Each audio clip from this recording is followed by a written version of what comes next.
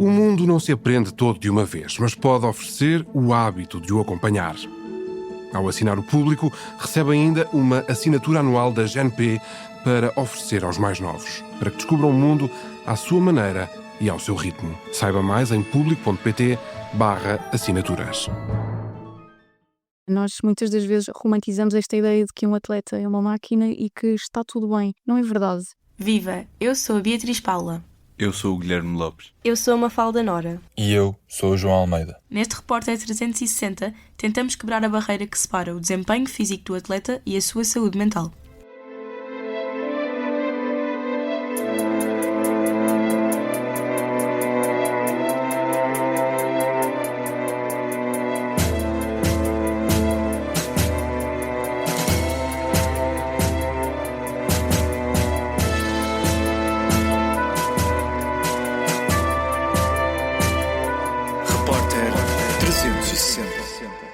Portanto, acima de tudo, a saúde mental é saber que temos capacidades, que estas capacidades e recursos nos vão permitir lidar com as diferentes adversidades da vida e que é possível que cada um de nós que tem saúde mental possa equilibrar as diferentes esferas da vida pessoal e profissional sem que isto cause dano e que se possa ser produtivo.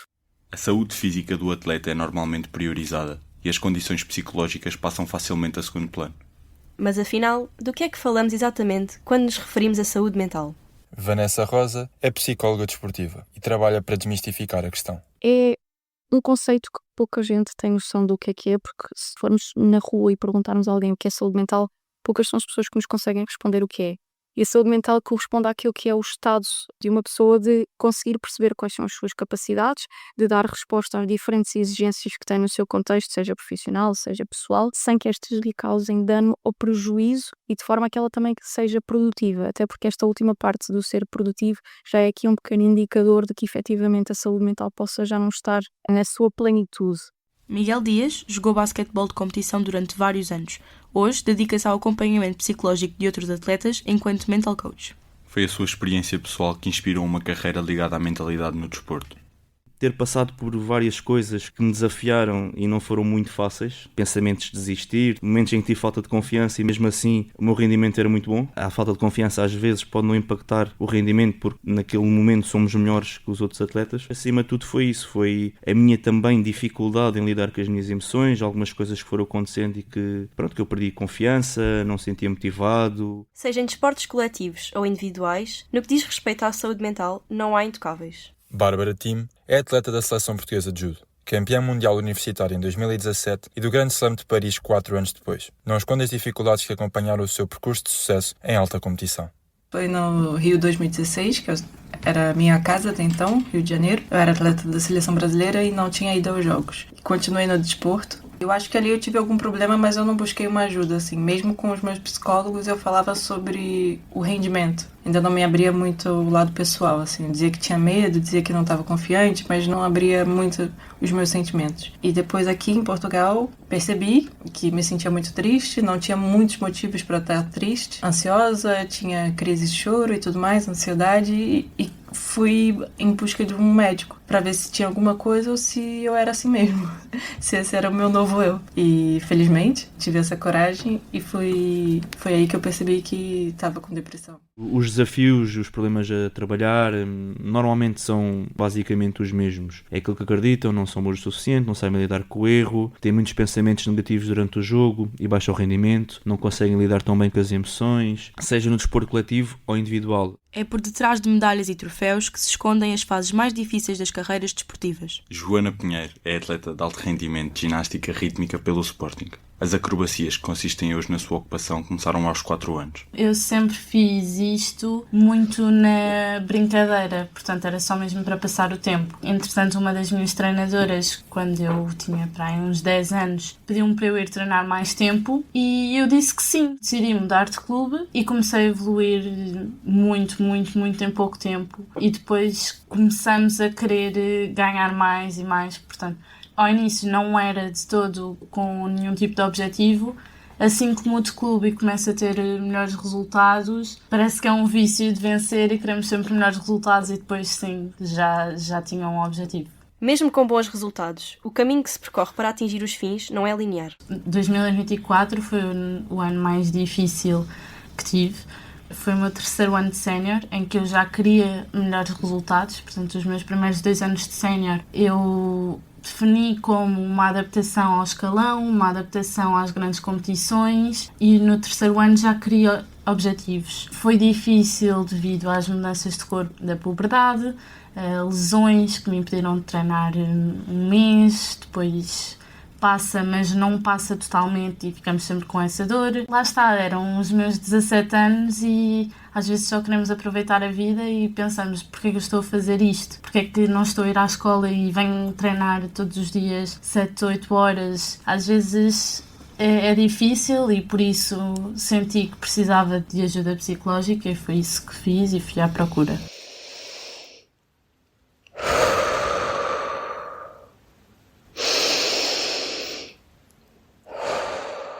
O desporto exige o máximo do corpo e a mente não é exceção.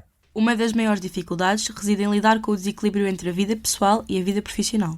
Um atleta dificilmente tem muito tempo para a vida pessoal e o equilíbrio aqui traz muitas outras questões de desgaste, de fadiga mental que vão aumentar os níveis de predisposição para a depressão e para o burnout, por exemplo. Agora, não significa que tenham mais apetência do que as pessoas que não fazem desporto. Significa sim é que o contexto os coloca à mercê de poderem estar mais em risco ou não do que as outras pessoas. Quando as coisas não correm como planeado, e eu treinei a vida toda, fiz tudo que podia, me sacrifiquei tanto para não dar resultado, às vezes a gente se pergunta qual o sentido da vida e nos sentimos injustiçados, nos sentimos culpados. É preciso muito trabalho, muita dedicação, muito foco, porque abdicamos de muita coisa, seja, muitas vezes não dá para ir à escola ou à faculdade e temos de ser nós sozinhos a estar em casa, portanto é preciso muita disciplina, saídas à noite não existem, muitas vezes a seguir ao treino já cansada, às vezes apetecia-me só ir ter com as minhas amigas e não é possível porque tenho fisioterapia e recuperação, portanto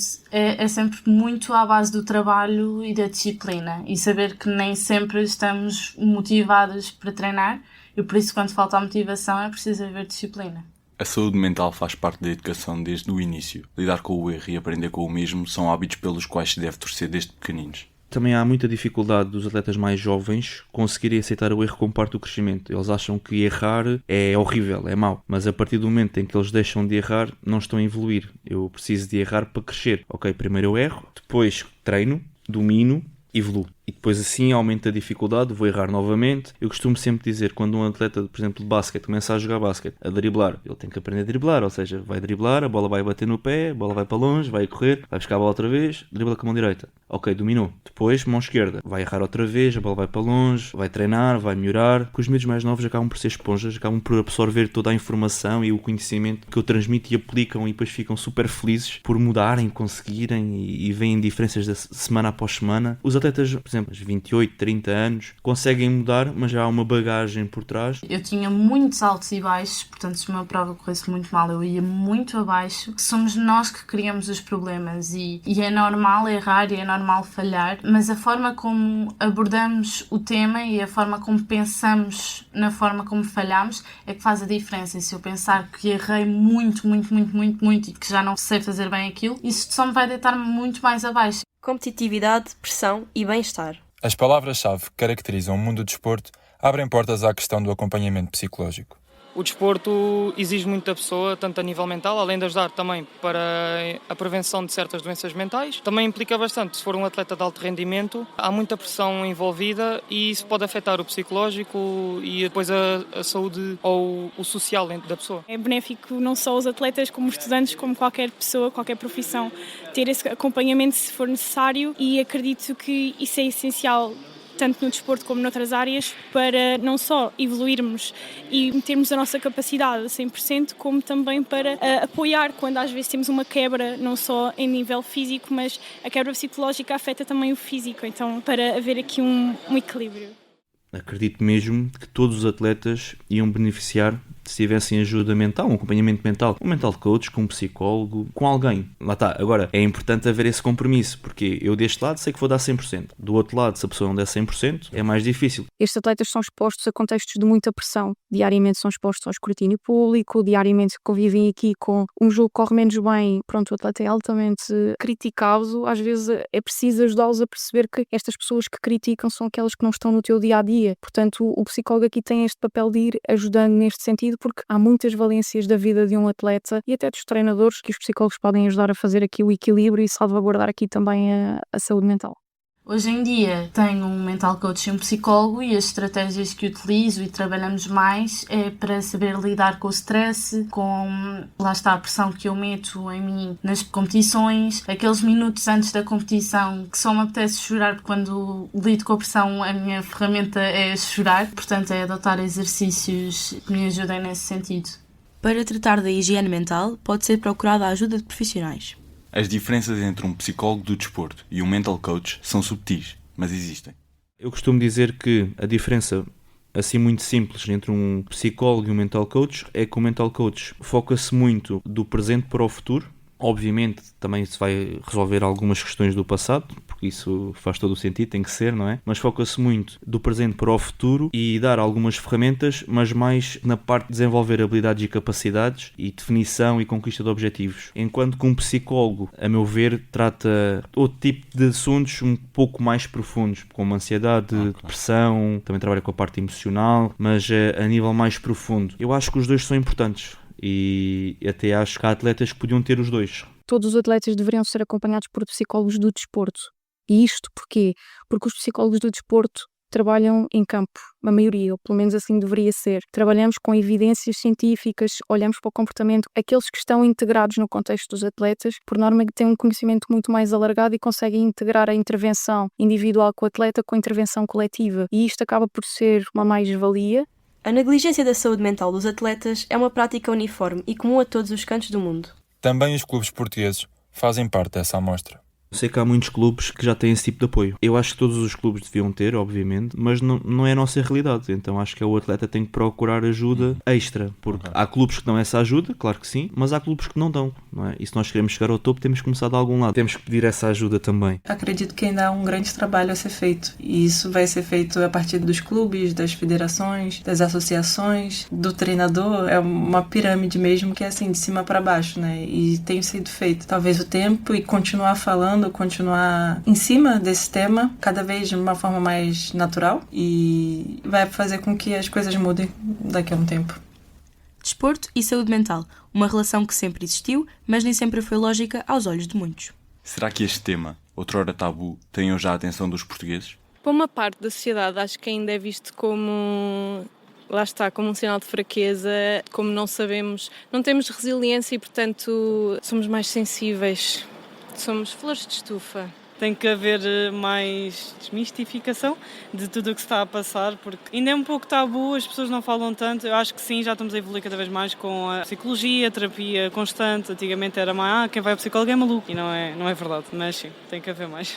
Na real, eu nunca vi ninguém falando sobre isso. Então, acredito que sim, porque... Em nenhum momento, vi reportagem do tipo, sabe? Inclusive, quando tem, é mais quando é física mesmo, sabe? Da saúde física, não vejo muito sobre saúde mental nos esportes.